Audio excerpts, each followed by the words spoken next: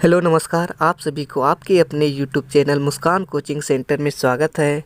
इस वीडियो में हम आप लोगों के लिए लेके आए हैं क्लास 10th का इकोनॉमिक्स यानी अर्थशास्त्र से ये पहला चैप्टर है। पहला क्वेश्चन है, एक अर्थव्यवस्था के कौन कौन से क्षेत्र होते हैं? इसका आंसर फर्स्ट स्वामित्व के आधार पर और दूसरा है व्यवसाय के आधार पर। स्वामित्व के आधार पर इसके दो प्रमुख क्षेत्र हैं, निजी क्षेत्र एवं सार्वजनिक क्षेत्र। और व्यवसाय के आधार पर तीन क्षेत्र हैं इनका।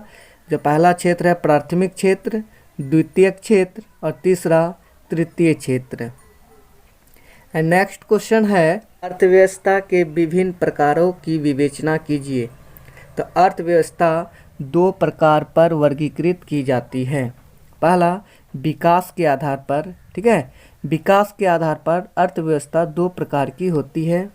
पहला विकसित अर्थव्यवस्था और दूसरा विकासशील अर्थव्यवस्था।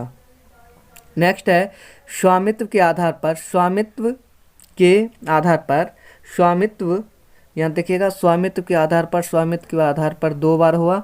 स्वामित्व के आधार पर अर्थव्यवस्था तीन प्रकार की होती है। पहला पूंजीवादी अर्थव्यवस्था, दूसरा समाजवादी अर्थव्यवस्था और तीसरा मिश्रित अर्थव्यवस्था। नेक्स्ट क्वेश्चन है कि मिश्रित अर्थव्यवस्था क्या है? तो मिश्रित अर्थव्यवस्था पूंजीवाद एवं समाजवाद इन दोनों अर्थव्यवस्था के बीच का मार्ग है। इस प्रकार की अर्थव्यवस्था निजी उद्यम तथा सरकार दोनों के द्वारा संचालित होती है। इसके अंतर्गत अर्थव्यवस्था के कुछ महत्वपूर्ण क्षेत्र सरकार के अधीन होते हैं तथा शेष निजी उद्यम के हाथ के क्षेत्र में दिए जाते हैं। इस व्यवस्था को हम पूंजीवाद एवं समाजवाद के बीच का स्वर्णिम मार्ग कह सकते हैं। भारतीय अर्थव्यवस्था मिश्रित अर्थव्यवस्था का उदाहरण है। नेक्स्ट क्वेश्चन है, पूंजीवादी तथा समाजवादी अर्थव्यवस्था में क्या अंतर है, समझावे। पूंजीवादी अर्थव्यवस्था आर्थिक व्यवस्था का वह रूप है जिसमें संपत्ति एवं उत्पादन के साधनों पर किसी व्यक्ति या निजी संस्था का अधिकार रहता है। इस प्रकार की अर्थव्यवस्थाएं लाभ के लिए चलाई जाती है, जबकि समाजवादी अर्थव्यवस्था में उत्पादन के सभी साधनों का प्रबंधन सरकार के हाथों में होता है। यह सामाजिक कल्याण के उद्देश्य से चलाई जाती है। नेक्स्ट क्वेश्चन है, अर्थशास्त्र में उत्पादन के कौन कौन साधन है? ठीक है, उत्पादन के निम्नलिखित 5 साधन हैं। पहला भूमि, श्रम, पूंजी, संगठन और साहस। नेक्स्ट क्वेश्चन है क्वेश्चन नंबर 6, पूंजीवादी अर्थव्यवस्था किसे कहते हैं? अर्थव्यवस्था का वह रूप जिसमें उत्पादन के साधनों का स्वामित्व निजी व्यक्तियों के पास होता है और इसका उपयोग अपने निजी लाभ के लिए करते हैं। जैसे अमेरिका अर्थव्यवस्था एक पूंजीवादी अर्थव्यवस्था है। नेक्स्ट क्वेश्चन है क्वेश्चन नंबर 7, समाजवादी अर्थव्यवस्था से आप क्या समझते हैं? समाजवादी अर्थव्यवस्था एक नई आर्थिक व्यवस्था है। इसके अंतर्गत उत्पादन के सभी साधन राज्य अथवा सरकार के अधीन होते हैं तथा उन पर राज्य का स्वामित्व पर नियंत्रण होता है। और इस व्यवस्था में अधिकतम सामाजिक कल्याण के उद्देश्य से वस्तुओं, ठीक है, वस्तुओं और सेवाओं का उत्पादन एवं वितरण किया जाता है। समाजवादी अर्थव्यवस्था में उत्पादन का उद्देश्य लाभ अर्जित करना नहीं बल्कि लोक कल्याण होता है। इसमें समाज के प्रत्येक सदस्य की आधारभूत आवश्यकताओं को पूरा करने का प्रयास किया जाता है। क्वेश्चन 8 नंबर में है, आधारभूत संरचना किसे कहते हैं? आधारभूत संरचना, ठीक है, देखिए आधारिक संरचना का अर्थ उन सुविधाओं तथा सेवाओं से है जो किसी देश के आर्थिक विकास के लिए सहायक होते हैं। इसके अंतर्गत बिजली, परिवहन, संचार, बैंकिंग, स्कूल, कॉलेज, अस्पताल इत्यादि आते हैं। नेक्स्ट क्वेश्चन है, आर्थिक आधारभूत संरचना का क्या महत्व है? ठीक है, तो आधारभूत संरचना पर ही अर्थव्यवस्था की अधिरचना खड़ी होती है। यह अर्थव्यवस्था की नींव है। बिजली, सड़क, पानी, परिवहन एवं दूरसंचार की सुविधा के बिना आधुनिक समय में उत्पादन बढ़ाने में इसकी महत्वपूर्ण भूमिका है। जीवन स्तर उठाने में प्रत्यक्ष रूप से सहायक है। क्वेश्चन नंबर 10, आर्थिक विकास का क्या अर्थ है? आर्थिक विकास दो शब्दों से बना है, आर्थिक तथा विकास। इसके अंतर्गत सभी मानवीय, पूंजीगत एवं प्राकृतिक एवं तकनीक संसाधनों का विकास शामिल किया जाता है। नेक्स्ट क्वेश्चन है, आर्थिक विकास को प्रभावित करने वाले घटक कौन से हैं, समझावे।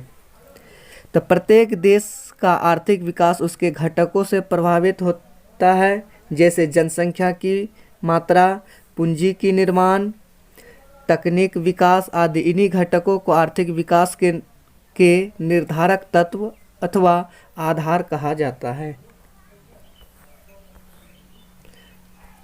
नेक्स्ट क्वेश्चन है, आर्थिक क्रियाएं किसे कहते हैं?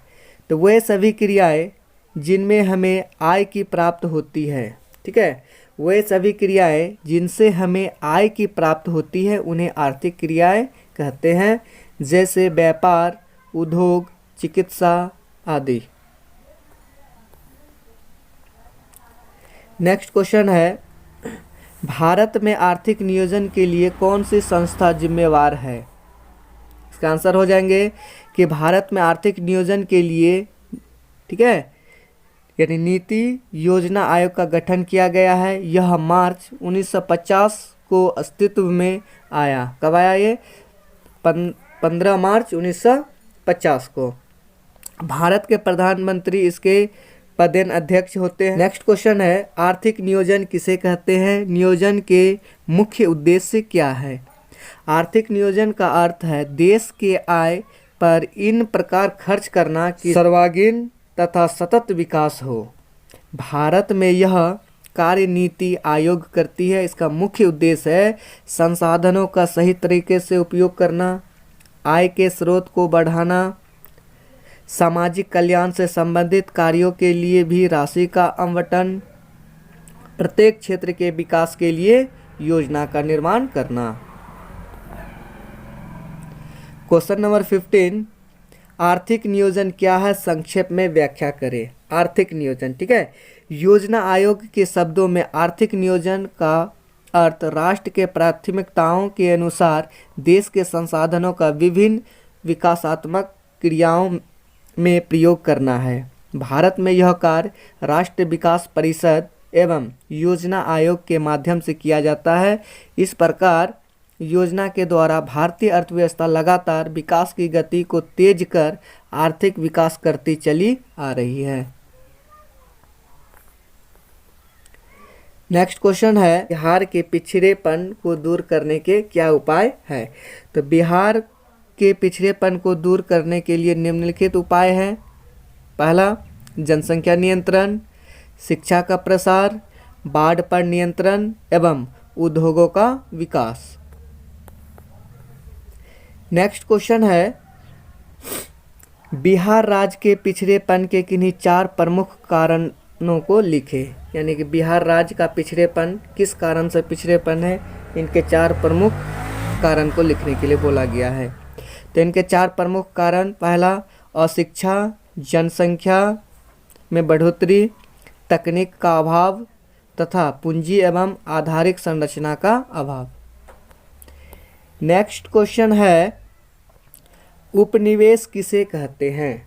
देखिए, उपनिवेश किसे कहते हैं? जब कोई शक्तिशाली राष्ट्र अपने से कमजोर राष्ट्र के ऊपर कब्जा कर लेता है और उसका आर्थिक एवं राजनीतिक शोषण प्रारंभ कर देता है, इसके द्वारा कब्जे में लिए गए देश को ही उपनिवेश कहते हैं। भारत अभी 15 अगस्त 1947 से पूर्व ब्रिटेन का एक उपनिवेश था। नेक्स्ट क्वेश्चन, कृषि जनित उद्योग किसे कहते हैं? तो ऐसे उद्योग जो कृषि उत्पादन पर आश्रित हो या उसके उत्पादन में कृषि से कच्चा माल आता है उसे कृषि जनित उद्योग कहते हैं। जैसे आम से अचार बनाना, टमाटर से टमाटर की चटनी जैसे सॉस बनाना आदि। नेक्स्ट क्वेश्चन है, नरेगा का पूर्ण रूप लिखे। तो नरेगा इंग्लिश वर्ड है NAGERA, NREGA. NA national, R rural, E for employment, G for guarantee, A for act. राष्ट्रीय ग्रामीण रोजगार गारंटी अधिनियम। नेक्स्ट क्वेश्चन है, सार्वजनिक वितरण प्रणाली से क्या समझते हैं? आंसर, सार्वजनिक वितरण प्रणाली ऐसे प्रणाली है जिसके तहत क्षेत्र के नागरिकों को खाने के लिए रोटी उचित सरकारी दर पर उपलब्ध करता है ताकि कोई भी गरीबी रेखा के नीचे रहने वाले व्यक्ति को निर्धारित कैलोरी को पूरा कर सके।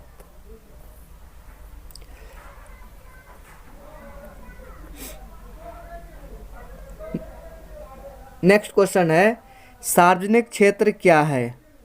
तो सार्वजनिक क्षेत्र के अंतर्गत वे उद्योग एवं व्यवसाय आते हैं जिन पर सरकार का नियंत्रण रहता है। इस क्षेत्र के उद्योग सरकार द्वारा संचालित एवं नियमित होते हैं तथा सरकार ही उनका एकमात्र स्वामी या प्रमुख अंशधारी होती है। यह क्षेत्र में उत्पादन की प्रक्रिया में लोक कल्याण को अधिक महत्व देता है। नेक्स्ट क्वेश्चन है, कुल घरेलू उत्पाद क्या है? किसी देश के सामान्य निवासियों द्वारा अपनी भौगोलिक सीमा के अंतर्गत एक लेखा वर्ष में उत्पादित अंतिम वस्तुओं एवं सेवाओं के मौद्रिक मूल्य को कुल घरेलू उत्पाद कहा जाता है। इसमें देश के नागरिक तथा गैर नागरिकों के अंशदान को शामिल किया जाता है। यह किसी भी देश के जीवन स्तर का एक संकेत देता है।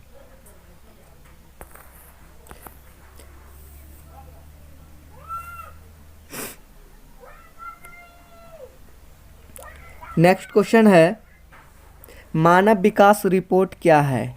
यह UNDP संयुक्त राष्ट्र विकास कार्यक्रम द्वारा तैयार की गई वह रिपोर्ट है जिसमें विभिन्न देशों की तुलना लोगों की शैक्षिक स्तर, स्वास्थ्य एवं प्रति व्यक्ति आय के आधार पर करता है।